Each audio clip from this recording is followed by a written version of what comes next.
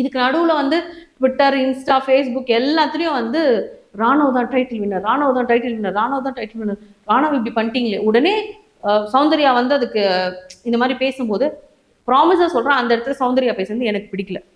ஒரு இடம்னு இருக்கு, பேசுறதுக்காக ஒரு இடம் இருக்கு, என்னென்ன விஷயம்ன்றது ஒன்று இருக்கு.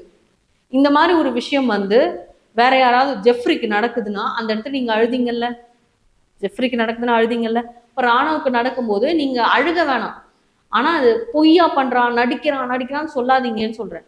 ஒருவேளை அவர் விழுந்த அந்த அதிர்ச்சியில கூட அந்த மாதிரி ஃபீல் ஆயிருக்கலாம், அந்த மாதிரி கூட இருந்திருக்கலாம். ஆனா அந்த இடத்துல சௌந்தர்யா பேசினது, அன்ஷிதா பேசினதெல்லாம் வந்து அவங்களுடைய குணங்களை வந்து வெளிப்படையா காட்டுது அப்படிங்கிறத தான் நான் சொல்வேன். ஸோ எனக்கு சௌந்தர்யா மேல மிகப்பெரிய ஒரு நம்பிக்கை இருந்த ஒரு நம்பிக்கை வந்து அப்படியே கிராஃப் இறங்கின மாதிரி அந்த இடத்துல ஃபீல் ஆச்சு. அது அந்த ஒரு விஷயத்தினால மட்டும் இல்லை, அதுக்கு முந்தின நாள் ஜாக்கோட விஷயத்துல அவங்க பண்ணதும் வந்து